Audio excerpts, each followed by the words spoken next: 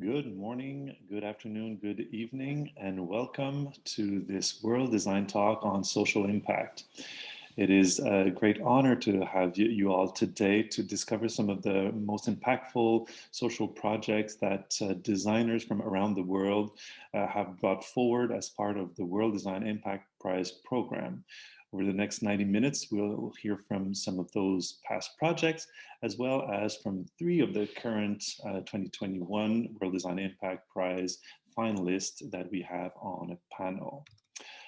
Today's session is being recorded and will be shared on wdo.org as well as on our social media.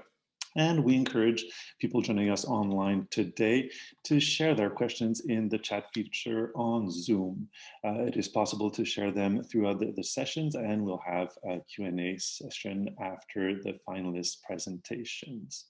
Today, I'm joined by our president, Srinivasan, president of Lumium USA, as well as Teresa Francaire, that we'll introduce more formally later as part of our panel.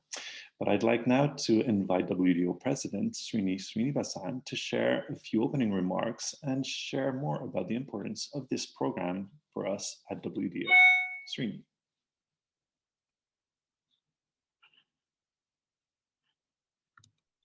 Thank you, Bertrand, and good morning, good afternoon, good evening to everybody.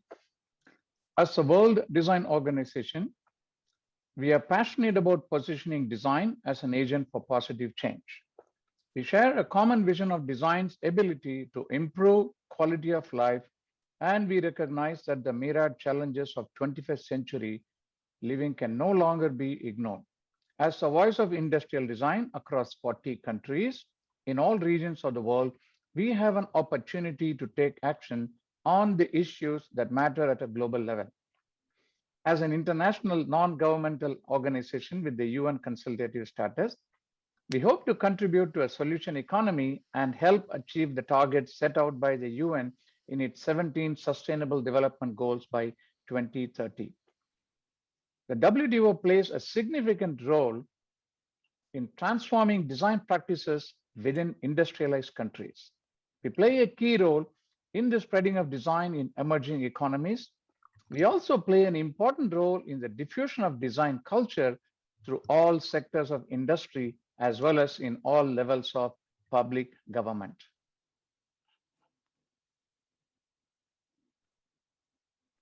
WDIP started 10 years ago to recognize and elevate industrial design-driven projects that use design or design thinking to make a positive impact on our social, economic, cultural, and/or environmental quality of life. Many of these initiatives are already making a difference in a given region or with a particular group, but their potential and impact are so great that the World Design Impact Prize aims to provide additional profile and visibility that will allow these projects to grow. Tackling a notorious waste problem in Kibera, one of Africa's largest urban informal communities in Nairobi, in Kenya, Planning Systems Services Limited began an initiative in 2010 to transform environmental waste into energy to improve the livelihoods and well-being of their communities. The community cooker is a simple stove that was designed to turn rubbish into safe, clean, cheap energy. It represents a low technology, low cost, and socially inclusive vision for change, engaging communities to participate in collecting, sorting, incinerating rubbish to exchange for energy to cook food and heat water. As of 2020, 17 community cookers have been built, over 3 million kilos of rubbish have been burnt, and 147,000 trees saved thus far.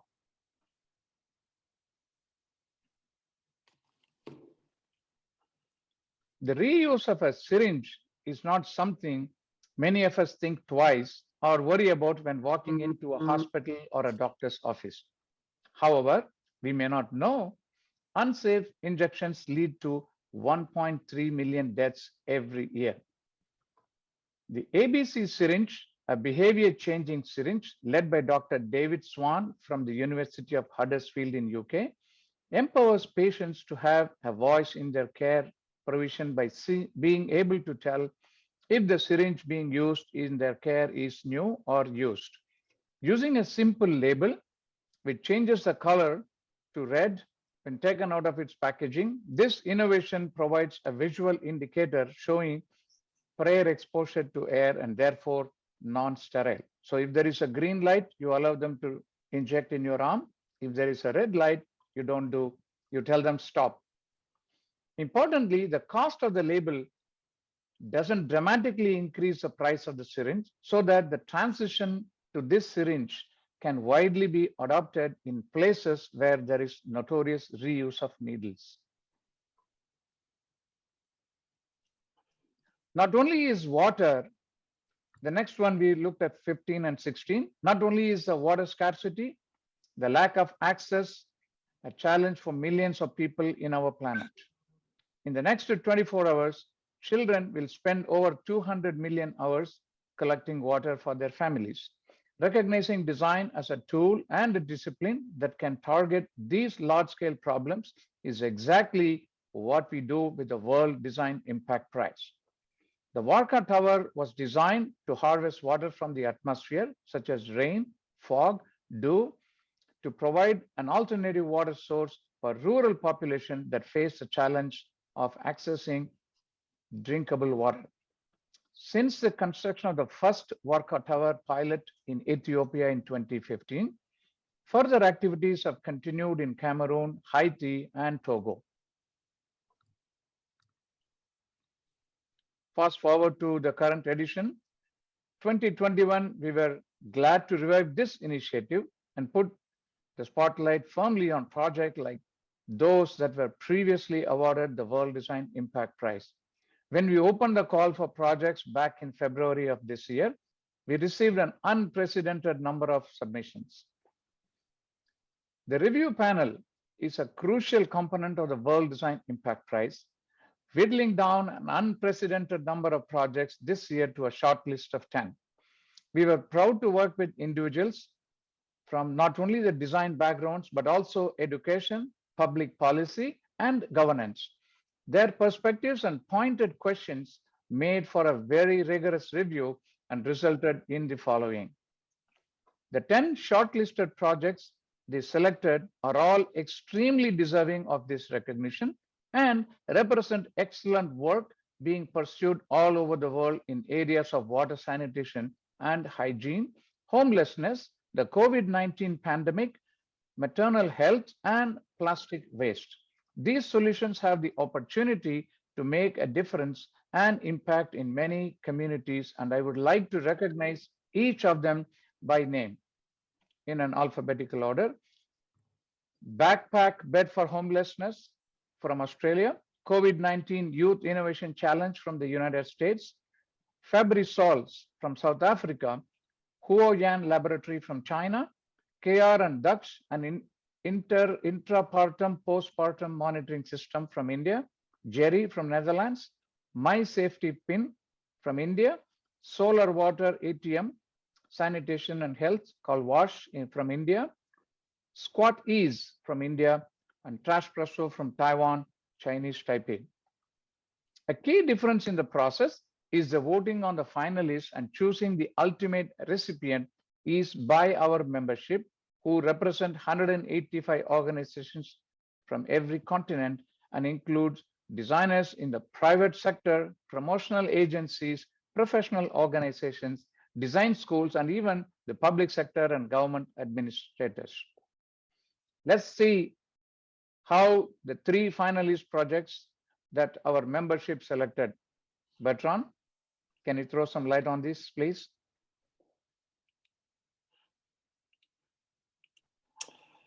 Thank you so much, Srini, for giving us this background on the World Design Impact Prize, past and current edition.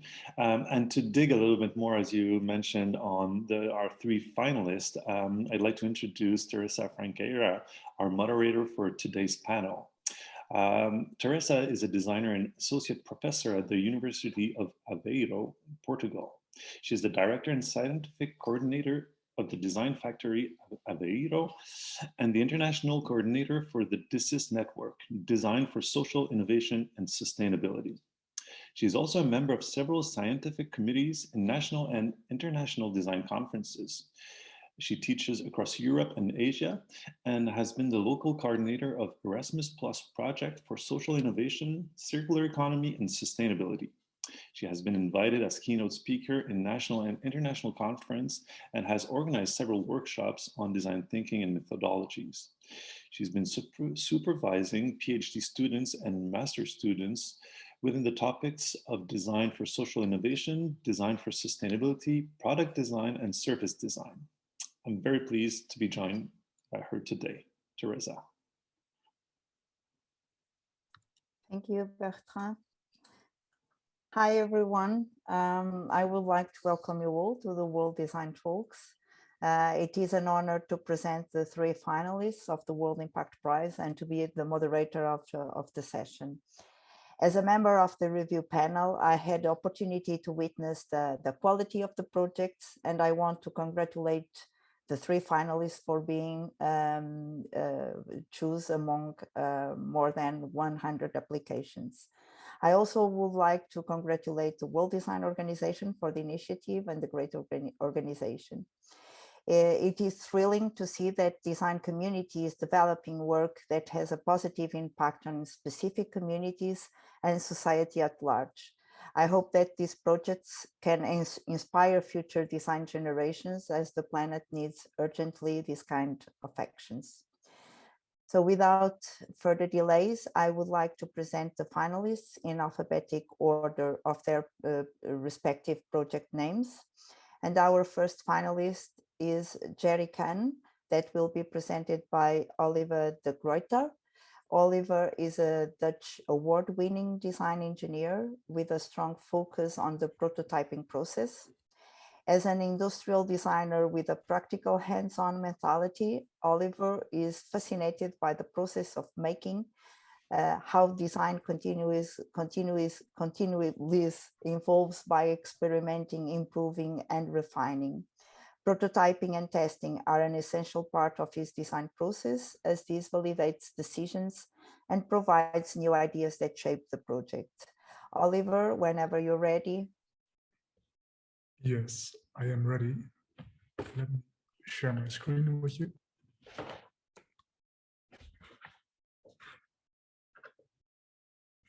Can you all see my screen? Yes. Perfect. Well, hello, my name is Oliver de Gruyter. I'm a product designer based in Amsterdam, and we are developing Jerry, the Jerrycan water filter. It is a simple, safe, and affordable solution that fits onto a Jerrycan to provide clean drinking water. And today I'm going to present our project and also talk a bit about the importance of collaboration and the importance of the World Design Impact Prize. It's an honor for me to present our project here today. So to start off with a quote from the World Health Organization, 1 in 3 people globally do not have access to safe drinking water. And as a result, each year, about 1.5 million people die from waterborne diseases, and the vast majority are children under the age of 5.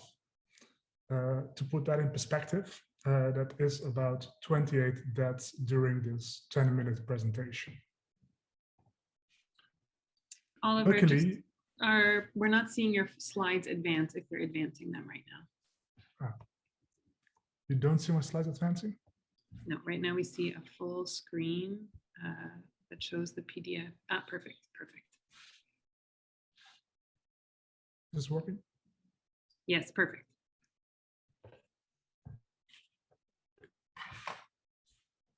Well, luckily, research has shown that water filters at household level can drastically improve the quality of water if they're used correctly, consistently, and continued. And we found out that many of the current solutions fail on these criteria. So therefore, 2 years ago, we set out on a mission to develop a water filter that each household member can easily use.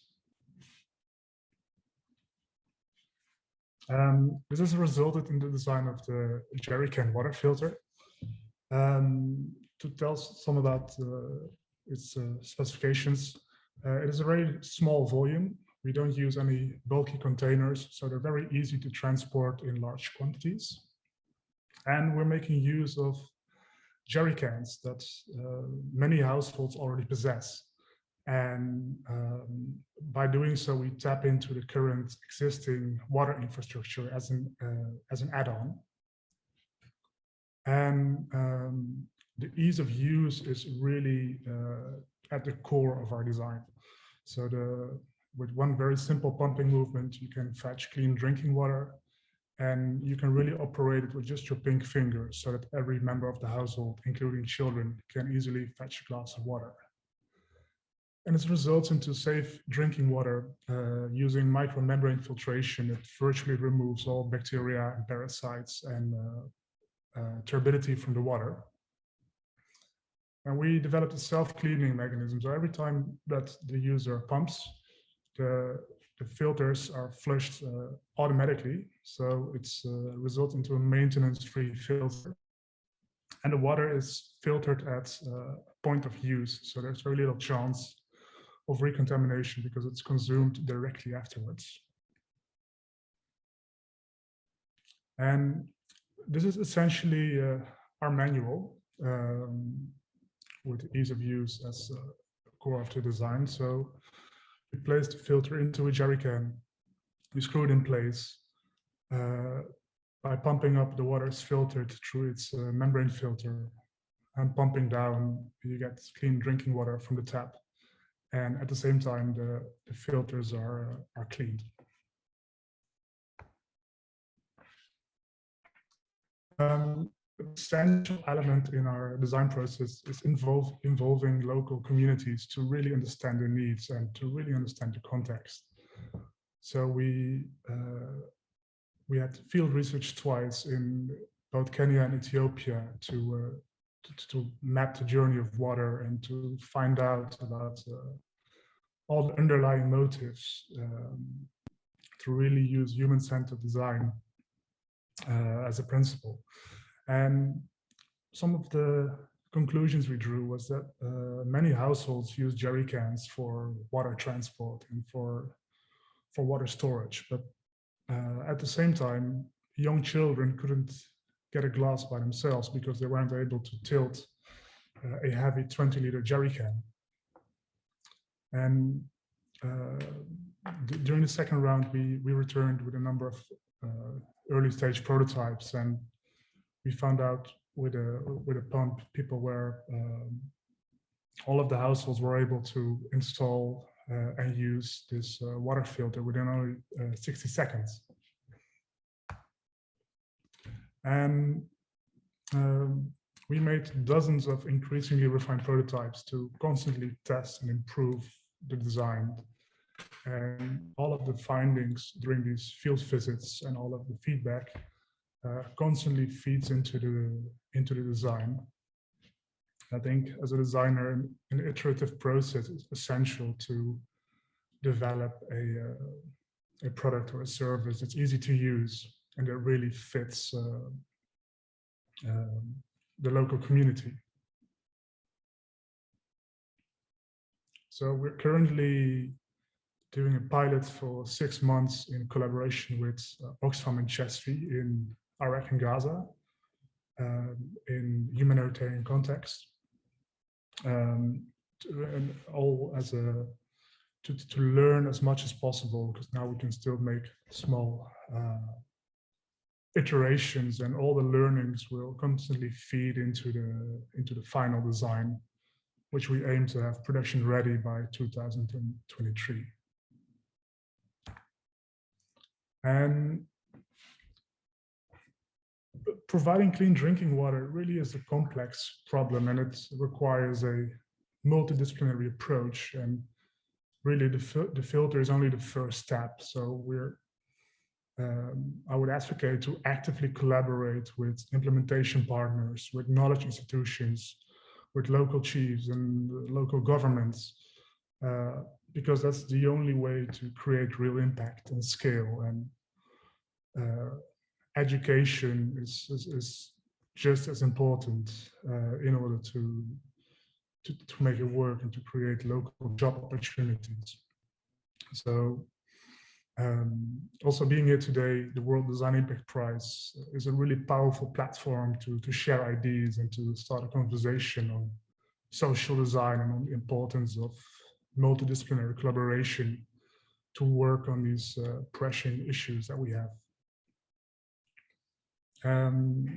I started off with a quote from the World Health Organization, and I want to finish my presentation with a more positive one.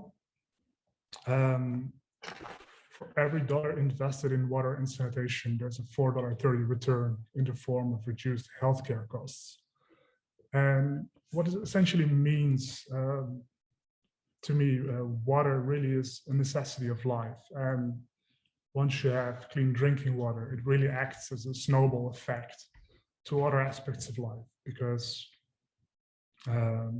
when people get sick less and they have more energy, children can go to school more often, parents can work more, so it really increases the other chances to progress in life. But all of this starts with clean drinking water. Thank you very much. Thank you, Oliver, for the great presentation of the Jerry project. Now I would like to introduce Kalpana Vishwa, who will present the My Safety Pin project. Dr. Kalpana is a researcher and a practitioner on gender inclusive urbanization. She is the co-founder and CEO of Safety Pin, a social enterprise that uses technology and data to advocate for inclusive urban spaces and mobility. She is part of Delhi government's Women's Safety Committee and has worked as a consultant with UN Women and UN Habitat. She is a member of the advisory group on gender issues at UN Habitat, board member of SLOCAT, ECPC, and Jagori. She has published widely, co-edited a book on building gender inclusive cities, and has been a regular columnist. Kalpana, whenever you are ready. Thank you so much.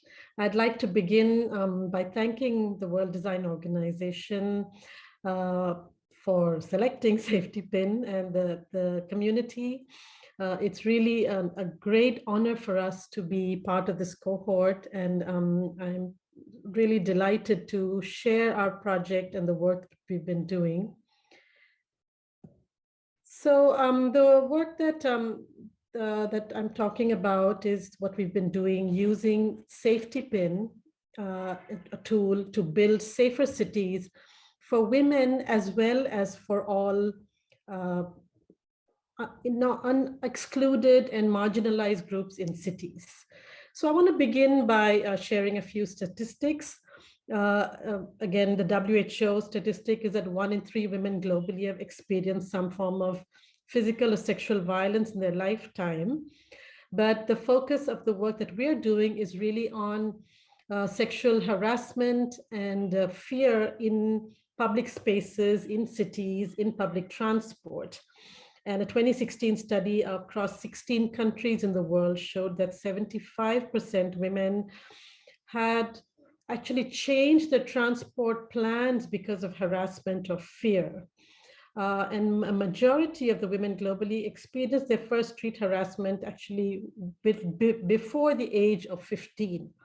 Now, these are chilling statistics. If we look at it globally, it is certainly a problem in India, but in countries across the world.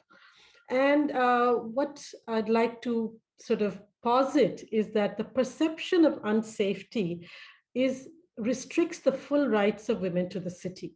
So it is not only the actual act of harassment or violence that we're talking about, but it is the fact that the fear of violence restricts women's rights, restricts girls' rights, prevents them from accessing education, work opportunities, leisure, stepping out to use the city.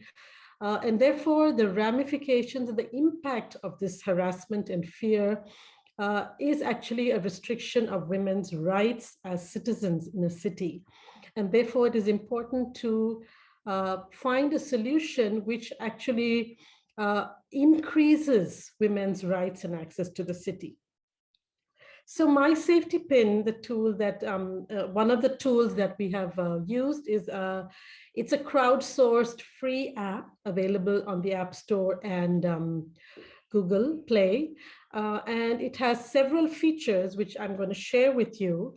But I want to first begin by talking a little bit about the evolution of the app and how design, how human-centered design, how participatory design has actually played such a crucial role in making the app what it is, in making the app responsive to what women need. So the safety pin was begun in 2013. And in 2012, some of you might know and might remember, there was a very horrific case of gang rape in Delhi, which eventually led to the death of the young woman. There was a great outcry and outrage across the country, and certainly in the city that I'm in, Delhi. And there was a sense that, you know, we cannot sit by and let this just happen and continue. So there were a lot of solutions. There were solutions at the level of the legal reforms and government solutions, but there were also a lot of technology solutions that were introduced at that time. Now, why I really think that design is important is because during that period, in 2013 and early 2014, there were many apps which came out, which were primarily what are known as emergency apps.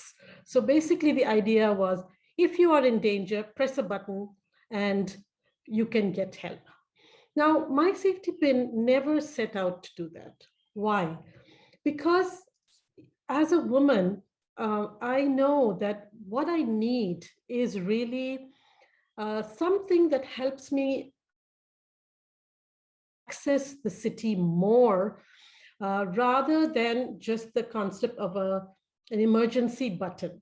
And this came from the varied set of conversations and workshops and focus group discussions and just speaking to women across the country about what is it that they would like, what did they want. And one of the things that really came out strongly was that data about what makes a space safe or unsafe and how it can be made safer was a very crucial element that was needed.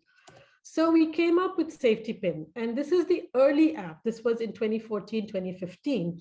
And some of the features, the initial, the core of the app is something called the Safety Audit, which is composed of 8 parameters, which measures both physical infrastructure in the city, such as lighting, openness, visibility, which is eyes on the street, and the walk path, but also measures the sort of the social usage of the space. So are there a lot of people? Is there any security? What is the gender diversity in that space? So this was something that women and anyone on the street could do a safety audit themselves, take a photograph and upload this data. And the middle picture you see is really pins based on data that's collected. And the pins were red, orange, and green, depending on the level of safety. So in this picture, you can see it's largely orange with a fair amount of red, with really just scattered about 5 or 6 green points. We learned very soon that while a lot of women wanted the data to use, they didn't necessarily want to, or they did not necessarily feel confident to actually do a full safety audit, or maybe they didn't have time to do a full safety audit. So we then, in the next version of our app, the last image that you see, we actually introduced that how safe do you feel here at the bottom, the 5 smileys, so that we could get a larger pool of data about the feeling of safety, because we realized that it is the feeling of safety that actually impacts behavior. And all the other parameters are sort of what has an impact, what actually causes that feeling. So what we really needed from people was the feeling of safety. Over time, we've been able to get a lot of the other data through other means, through big data, through other tools that we have come up with. But what remains central is to understand how women access public spaces, which spaces they feel safe and unsafe.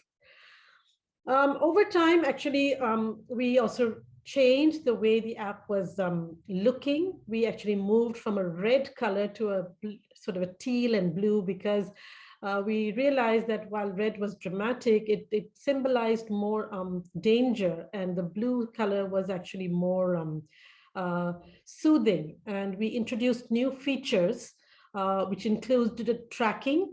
So if a woman felt unsafe, she could ask someone to track her.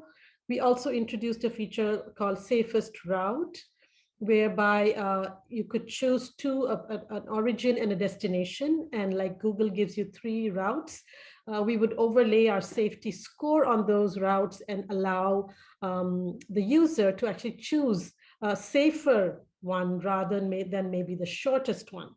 We also realized that, and actually the second feature that you see, the nearby safe places, was also something that came up in terms of wanting where would it be safer to wait, for example, at an ATM or near a clinic or a cafe.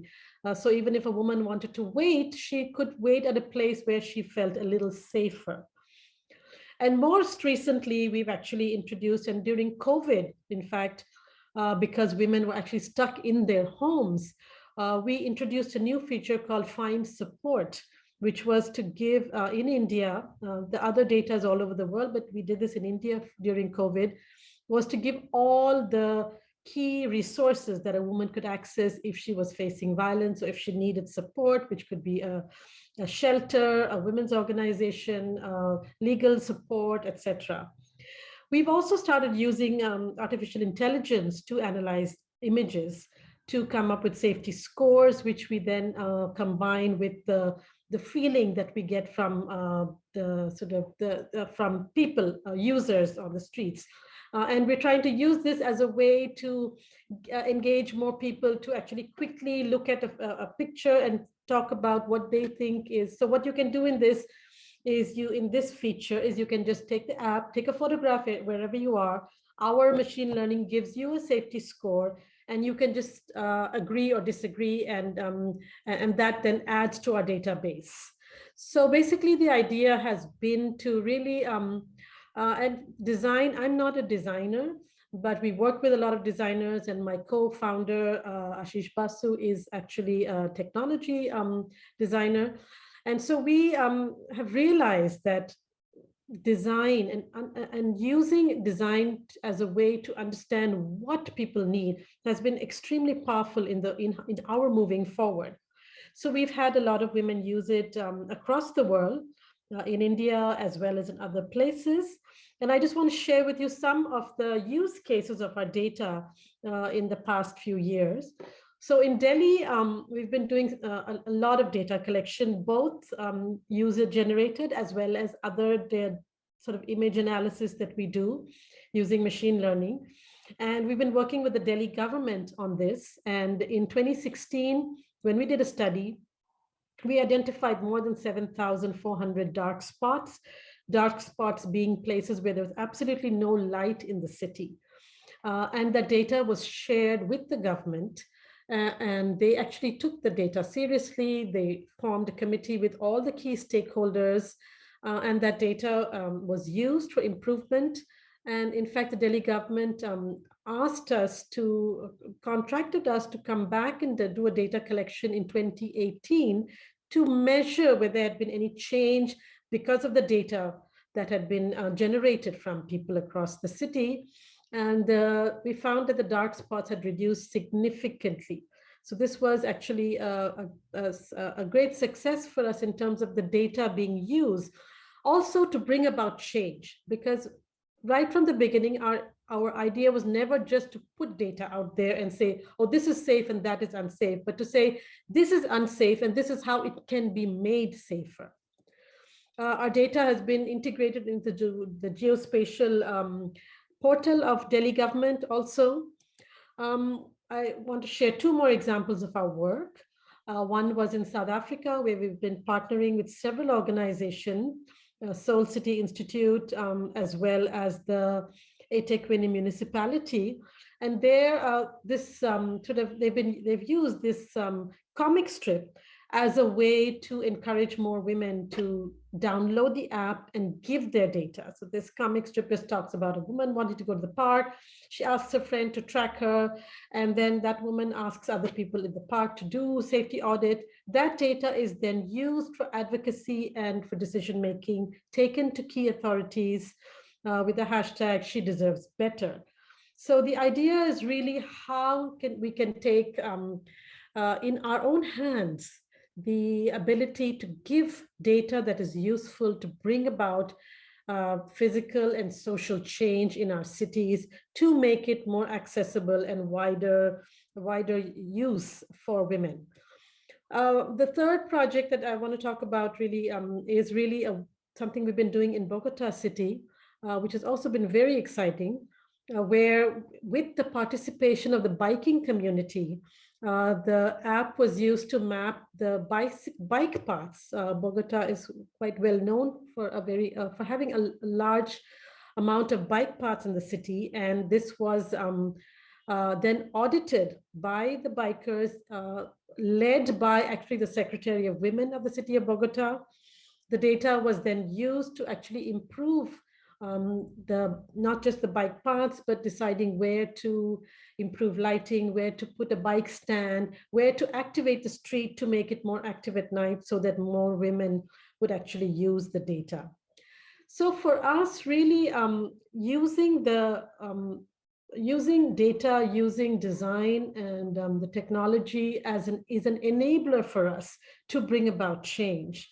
And it is really an honor, but it's a great platform for Safety Pin to be recognized by the World Design Organization, because it gives us it allows us to actually explore and expand our network, expand the idea of and learn about how to use participatory and human-centered design to address a social problem, a problem that is very tangible in some ways, but very intangible. Safety is also very intangible in some ways. It's just a feeling. I feel safe and therefore I'll go out. I don't feel safe and therefore I will not go out, or I will not do something. So to take that intangible, to make it into something which is tangible, which is the safety audit, and then use design and use a technology to be able to bring about change and take it back both to women. So the woman can use the app because it's a free app. It's available anywhere in the world. You can open it, download it, and see all the data in your city as well as anywhere else.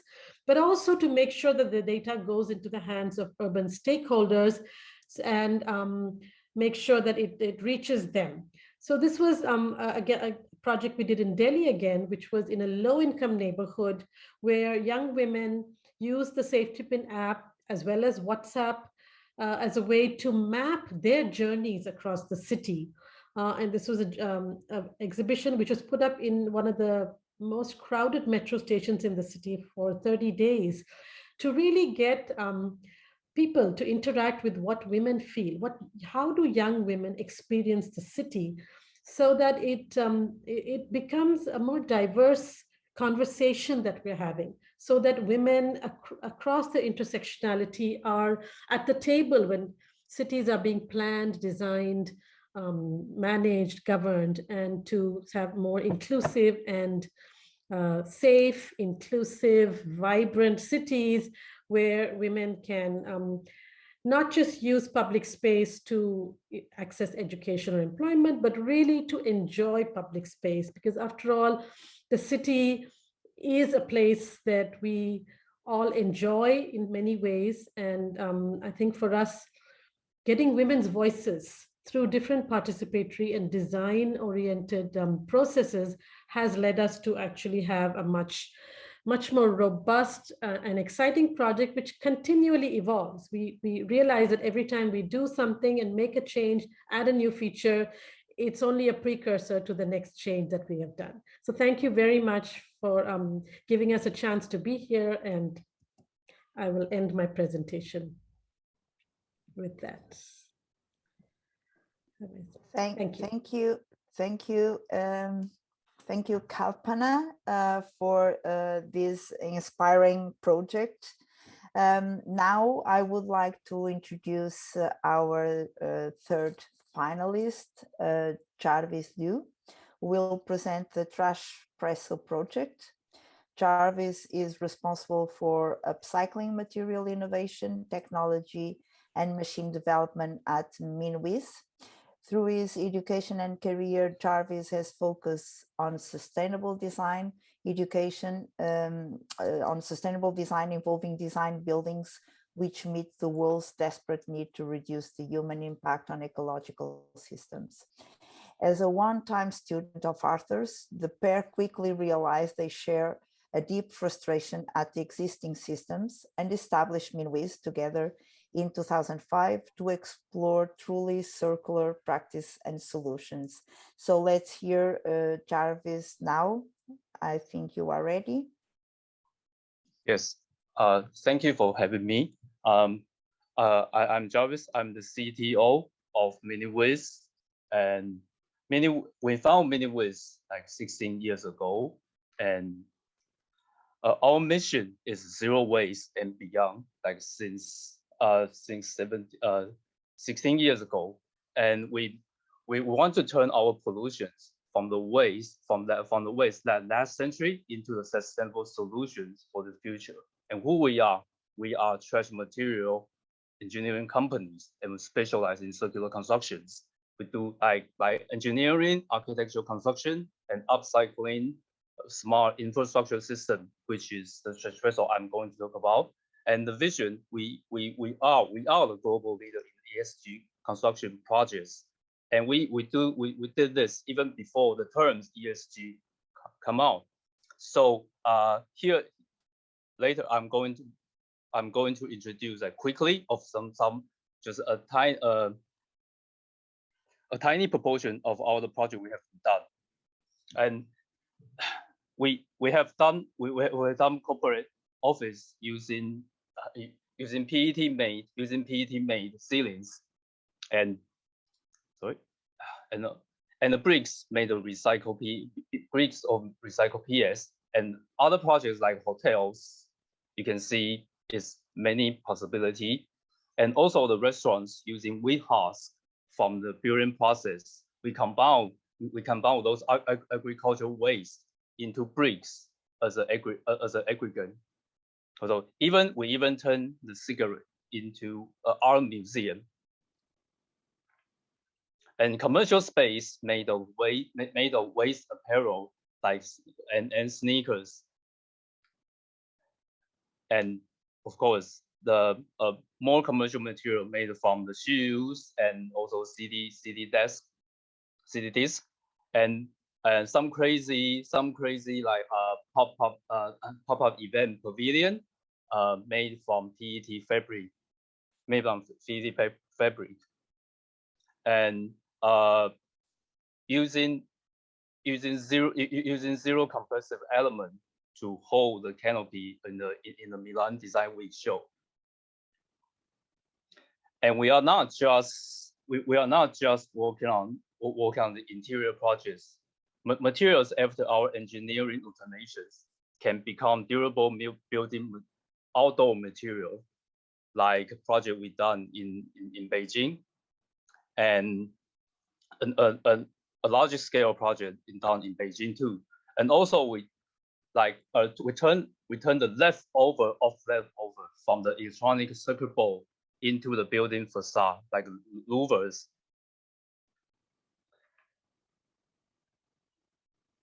And like PET fabric inflation structure to endure the typical tropical storm weather. With the inside, you see the structure inside actually is not heavy structure.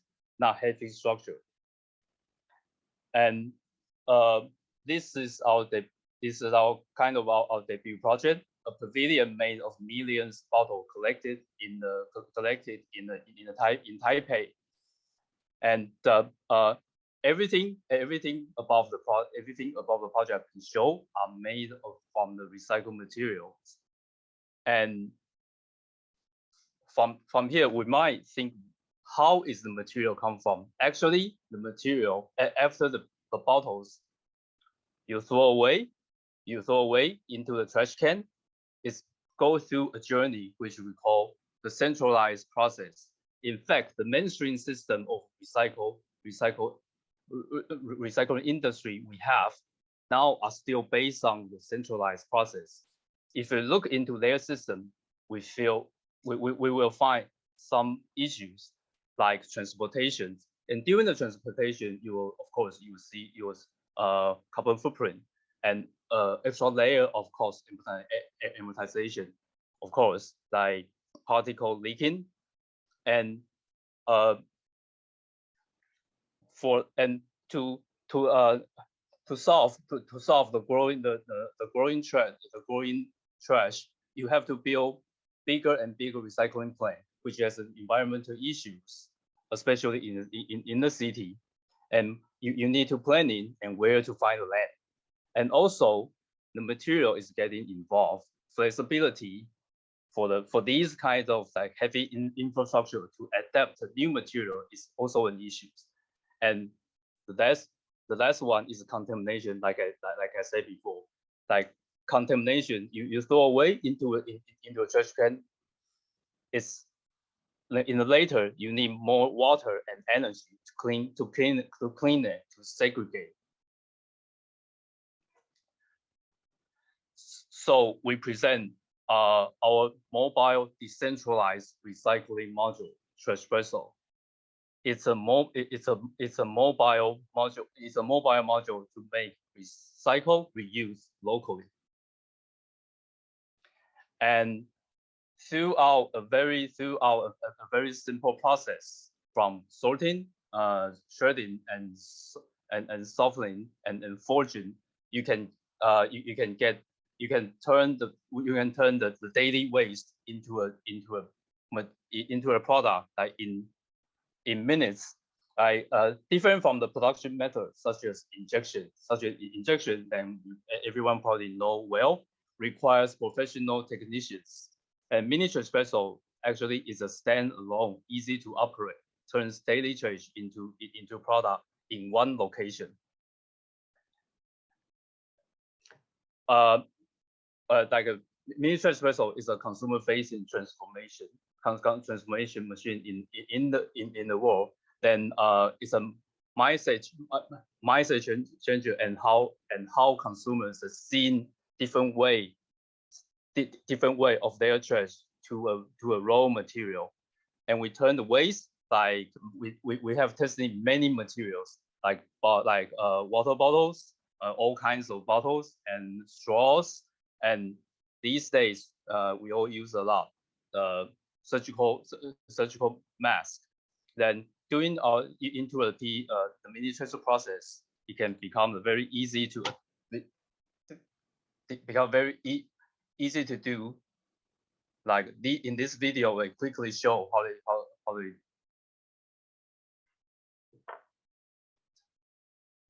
see in this process, showing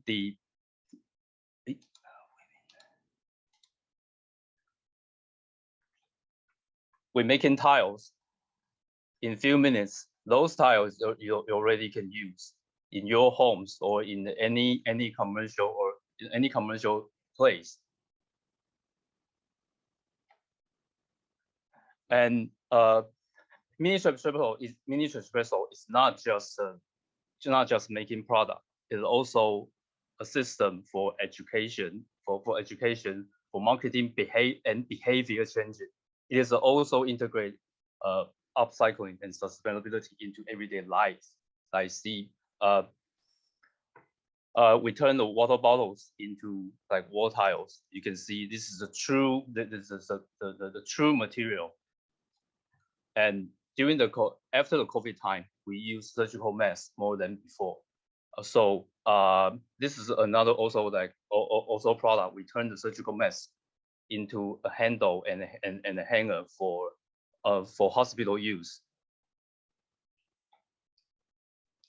And you can see this big guy in the pictures is our first espresso, so we cannot call it mini. I'm going to show the evolutions, and it's a lot of try and errors.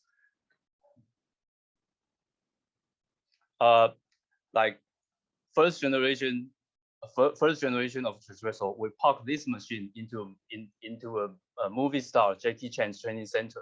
We turn their daily waste we turn their daily waste into a product from their filming room.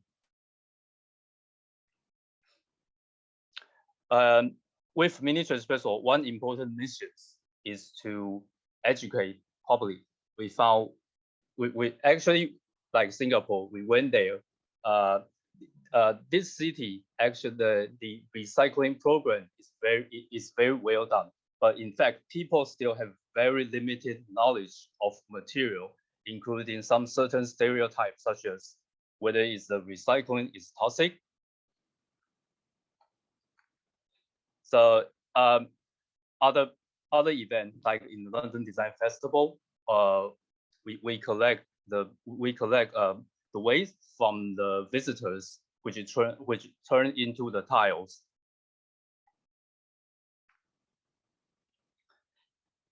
And in the Milan Design Week, meeting with the team, we also collect coffee cups from local plastic waste that transfer on site into tiles, demonstrate our philosophy and teaching visitors the importance of economic cycle. And we are not just in the cities. This is a project we went to the first county of the Lantang River. Lantang River actually is a region of the Mekong River. Then because of the city development, population growth, so the trash grows.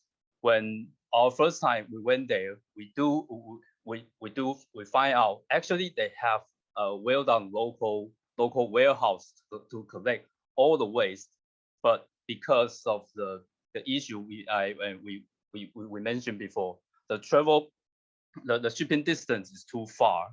The only recycling plant is in the big city. They need to travel so long, and so the costs get higher. So the material becomes non-competitive anymore.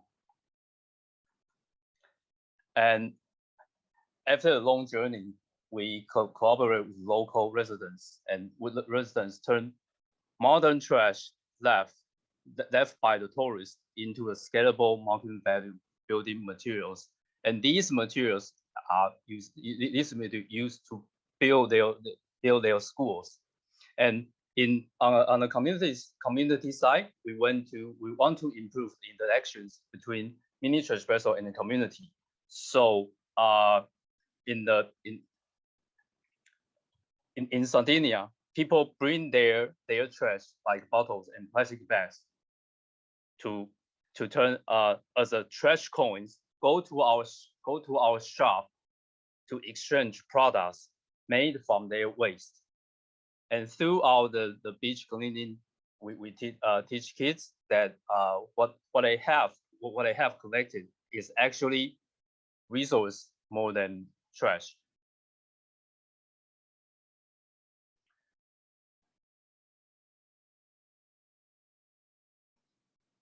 So you can see people have fun to customize their own gift. Okay, so our waste pollutions upcycling into building solutions. All we need. We don't need to create more new material. We just need to think about it when we reuse that. Thank you. Thank you, Jarvis. Thank you, Kalpana and Oliver. Thank you for these amazing presentations. Three completely different projects from three different countries, from India, Taipei, and the Netherlands, proving that design can help create a better future globally. And I would like to open a conversation between the three of you, and considering that it might be some design students in the audience, I believe it is important to raise their awareness to the social and environmental impact design projects can have. I think it's important they acknowledge the need of innovating beyond the market constraints and play an active role in designing for the common good. So I would like you to share with us what motivated you to design these projects. Is designing for social impact a recent concern in your projects, or is it something that has been an overarching concern in your design practice? Or maybe we can start with Oliver, for instance. Yeah, thank you so much, Teresa. So I was also always fascinated by the power of design and how it can how you can support a sustainable lifestyle and propose alternatives to our current social and economical systems. And during my bachelor, I was confronted with water scarcity while traveling, and that really made me realize it was a problem that design could have a huge benefit. So yeah, when I was actively confronted by the scarcity of water, I decided to devote my career to working on these pressing issues. Kalpana, you said you are not a designer, but what made you start working on these issues? So I think I'm a social scientist, and I've worked on issues of violence against women and women's rights for many years. But I think together with my co-founder, when we decided to use technology, we recognized how essential it was to have a human-centered, participatory, bottom-up process in designing the solution. Because really what we found was that many of the solutions did not have a vision of what the user wanted. It was more almost what they thought was the solution that women need. But actually the solution, when you go down to the grassroots and get it a bottom up, this thing, it's very powerful, and it can make you rethink the way you do things. And I think for me, as a social scientist, using design and using design thinking has opened my eyes a lot to the way that products, solutions, and technologies can be harnessed to truly bring about social change in the world. Jarvis, I think you were very clear that there is this concern about sustainability on your career since the beginning, I think. Yes, I think sustainability issue is not a new issue. I'm talking about human. We used to in the Asian, we used to like reuse, like because of resources constraint, because we reuse, like for example, like flower pots into blend into the building in Roman age, right? Like, so we just don't do this anymore because of the production technique got improved. We don't need that anymore. But actually, if you rethink about it, like the trash we call is the only growing resources. So as a designer, I think having the knowledge to knowing new material will be very powerful, especially these days. Of course we cannot just talk about the form, the aesthetic, Yeah, but it's hard to survive doing these kind of projects. We know that when we are not market oriented, I think the three of you are mostly Jarvis and Oliver struggling to find some fundings to make things run. I think there are some design students that they want to work in this field. They want to do projects for social impact, but sometimes they don't know how to survive economically doing this, because who are the final users that are having to pay for these projects? It's NGOs, it's governments, it's not the final users, because they are the ones that are the most in need. Any thoughts on this from you guys?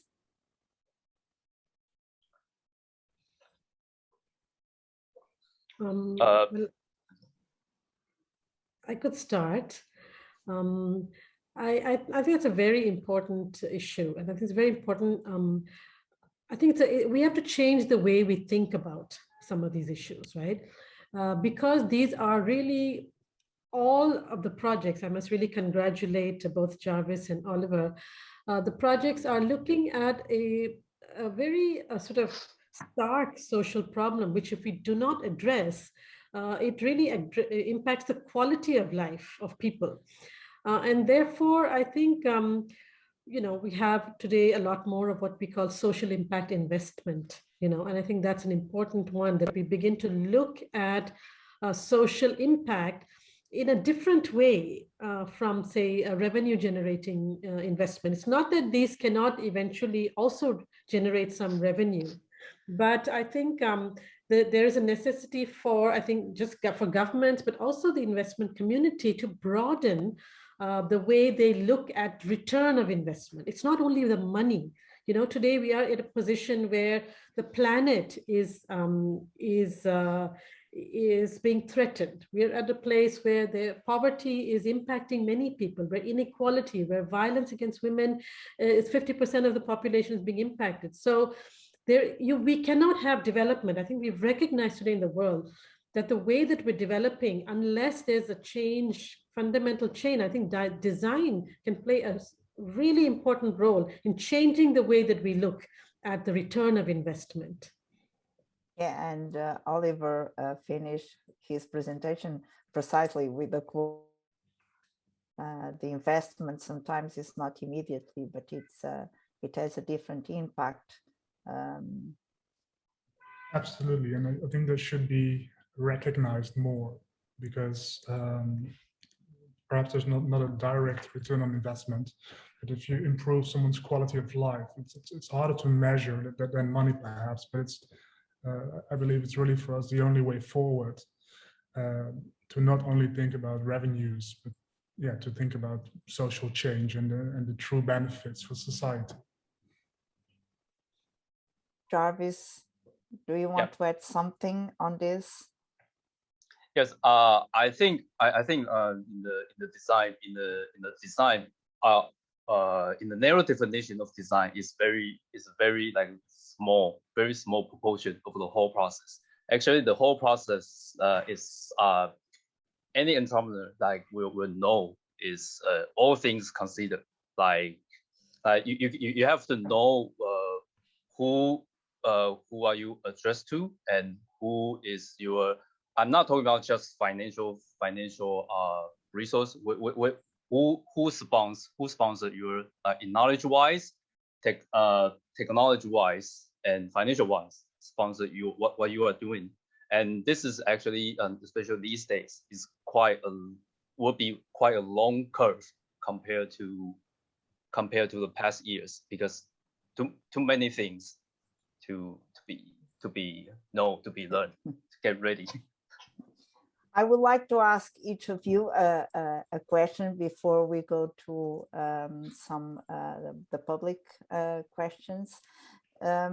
Oliver, you said that in your project that you were exploring innovative business models and loan systems to make this product available to those who really need it because of its price and logistics. Did you make any progress that you can share with us? We're currently in contact with microfinance institutions. There's been some very successful examples where people get access to solar panels, for example, or to cooking stoves. Initiatives like M-Kopa and M-Pesa in Kenya. And these have proven to be really successful to bring solutions to people with little commercial power. So we're now in contact with these microfinancing institutions, but it's a process. Do you think if you don't get any of this support, Jerry might not see the light? And I think we're exploring various routes. So on the one hand, you can have the end user pay for it, but we're also piloting in collaboration with NGO, with Oxfam, and CHESFI, to see its application in informal settlement. And I think if you look at the health benefit, as I was telling in my presentation, that it has a fourfold health benefit. I think that has a huge value as well. And so for safety pin, I would like to ask you, Kalpana, are you working on other use cases? Do you think this could be used, for instances, to assist refugees in safer routes, for instance? Absolutely. We are looking at, so we are also now looking at the accessibility, how to make, say, streets disability friendly. So friendly, sort of more walkable for elderly populations. As well as we've actually been approached by someone to look at refugees and their safety concerns and accessibility. So yes, I think the tool, as I said, for me, it's just an enabler. And I think the context of the parameters need to be maybe changed a little bit. So we've also, as I said, we constantly change and improve our tool. And we've also designed another tool to supplement the My Safety Pin, which can be more customizable so that the parameters can be more customized for a particular issue. So yes, the short answer to your question is definitely. And for Jarvis, about the trash press, so high costs of production and also the logistics to implement this project that is very needed indeed in the countries from the global south.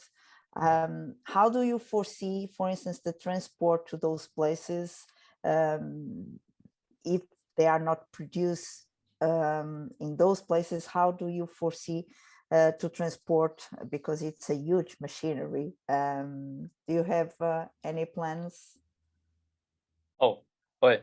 So what we show in the presentation actually is a combine of like history of the models. So the first couple one actually is quite big because it has to sustain alone by itself by solar panels. So we realized to minimize that in the footprints, and also it is quite important thing to go into the community. Our goal, we have launched serious R&D projects to make it more I would say like refrigerate like that kind of size. So that is actually in our progress, in our R&D progress. With that shrink down model, we are quite confident we can deploy that like globally. And before we can go to the public questions, do you want to make each other's questions? No? Oliver, Kalpana, Jarvis, do you want to ask anything between you?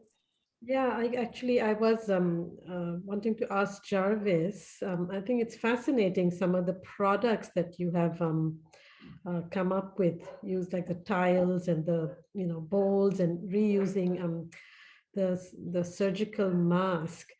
I'm just wondering, sort of, so are you looking at the finished product as something that you sell and you then use that as also as a revenue source, or what are you thinking of in that terms? Because right now, I mean, I'm not able to gauge the scale of the work that you're doing from your presentation completely. So I think it was Jad. Oh, okay. Our mini espresso actually we have like we said, it has many different models. Then what makes most impact is we cooperate with construction with the real estate developer during the construction process. It has material reuse collecting, and it has a public education communication function. And after some building has been built, these machines can also turn into a social recycling hub. So this is what we call the total solutions. So if we chop into each small part, it looks like not so impactful, but in our goal, we want to do it with constructions, because everyone knows like 40% of the global carbon footprint actually is we build things. We are changing the shape of the earth. Thank you. So we have some questions from the public. One from Marcus Hopperger. I don't know if I'm pronouncing correctly.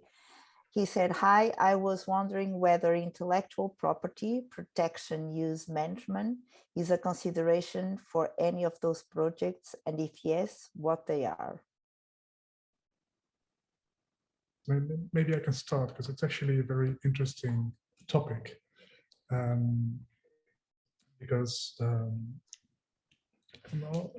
if we would put IP on our product, yeah, you're limiting others to use it. And there's been an ongoing conversation within our company, not to get any IP rights, but perhaps go for an open source publication, so everyone can use it. And I think our main goal is to provide as many people as possible with safe drinking water. So if people use the same technology, even though we're not producing it, essentially you reach your goal better.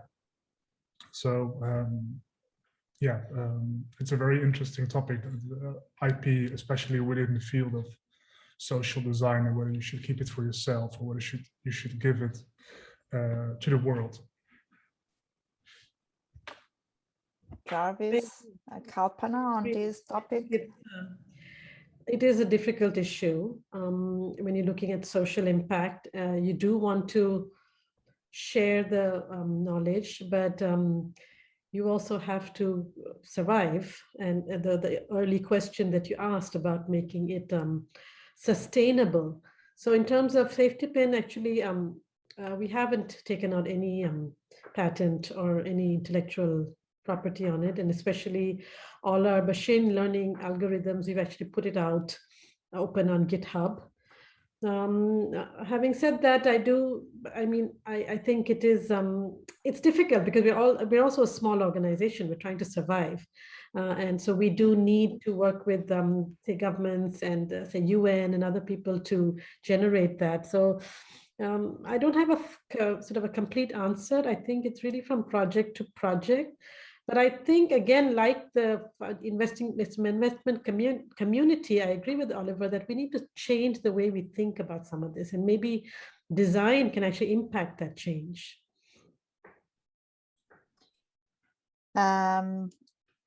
Also, maybe just to try to finish, to conclude, Lorena Garcia Giron asked, what are your challenges going forward? So imagine 1 year from now, where are you expecting to have your projects?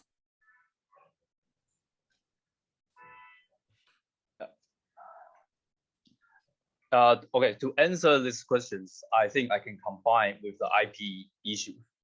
I think I have two perspectives on this one. Actually, the IP issues in the how to say in the business, actually we conceal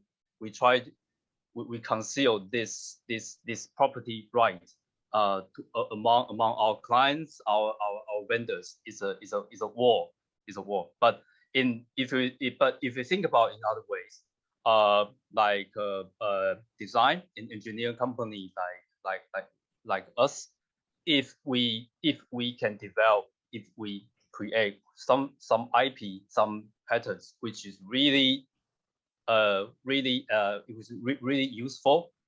Actually, it was quite a lot of money.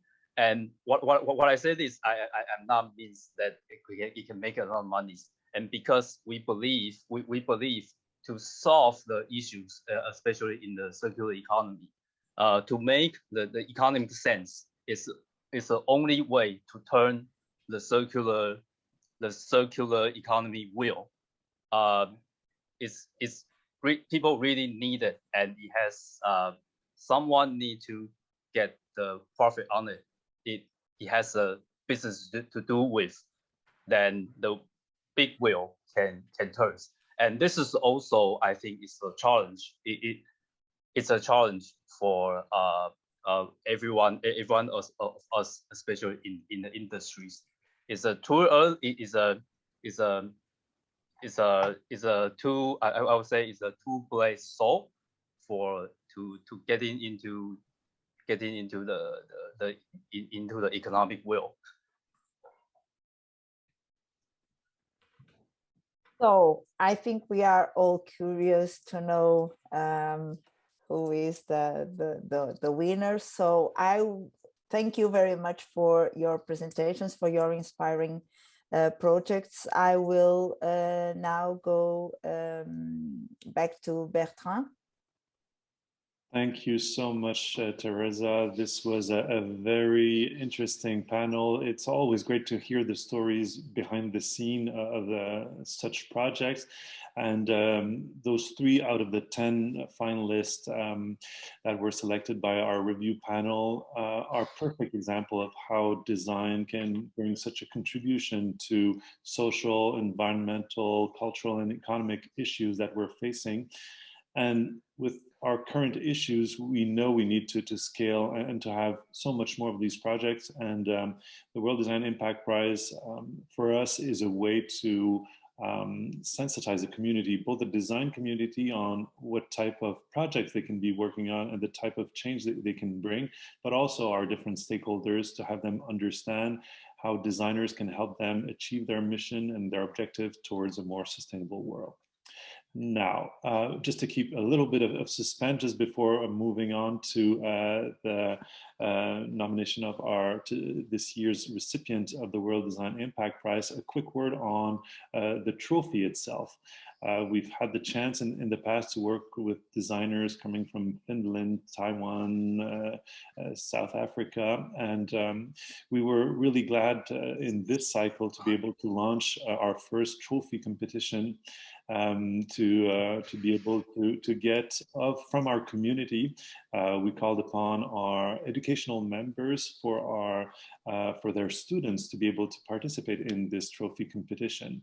And it has been a hard choice because we've got many great designs on the table, but our winner this year is So Bindu with a concept that really materialize sustainability, both by the choice of the materials that are put forward, but also representing the four pillars of sustainability, represented with those four poles that are surrounding a glass container that will be able to hold something in relation to this year's winner. We'll be happy to hand out this trophy following the designation. So congratulations to Sobindu for her design. She is a fourth-year undergraduate student in industrial design at Carleton University in Canada, one of WDO's member, and we're really proud to have her design as the trophy for this year.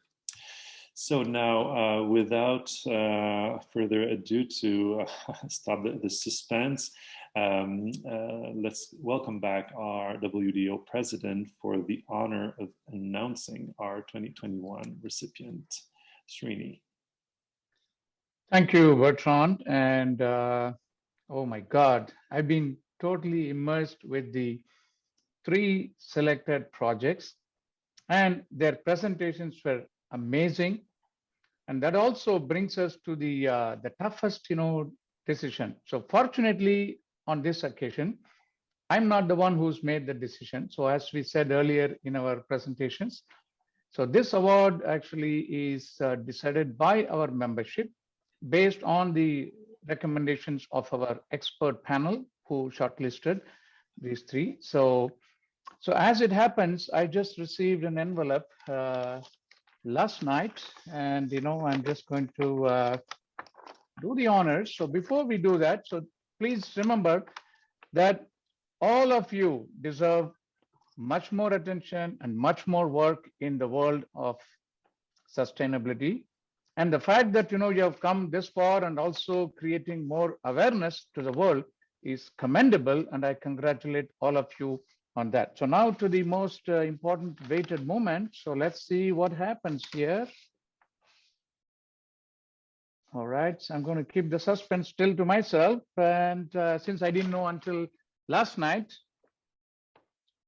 and the recipient of the World Design Impact Prize 2021 goes to Trash Presso.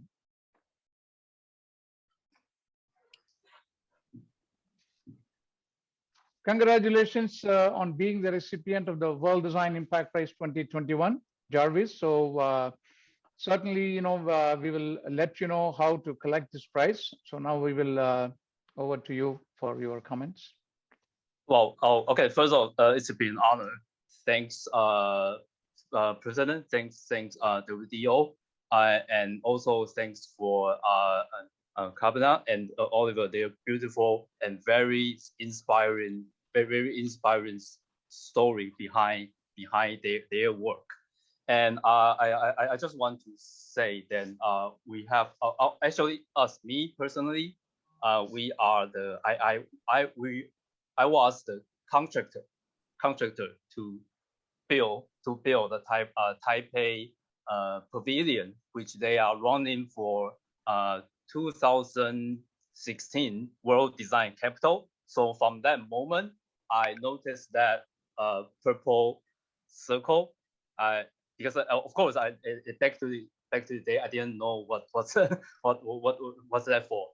And over decades, I see many like improvement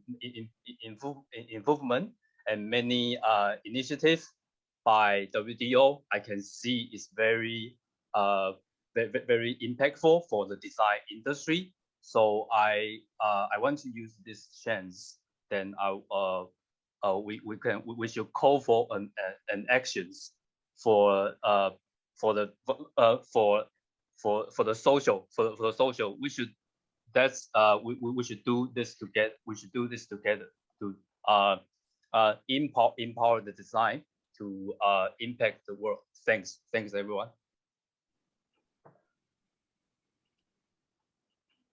Thank you. So you already answered the question I was going to ask you. So which is very nice. So I would like you to take the next steps in terms of spreading this message, not only in Taipei and Taiwan, but also to the entire world. So make sure that your solution reaches as many places in the world as possible, because we all need to collect our trash and convert it into some very usable material, as you have demonstrated in your project.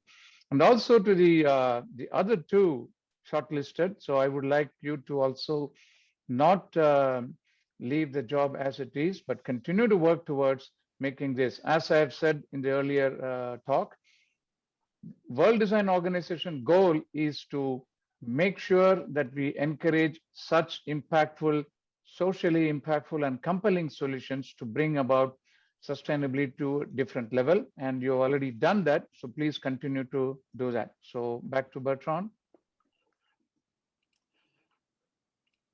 Thank you very much, Srini. And once again, thank you.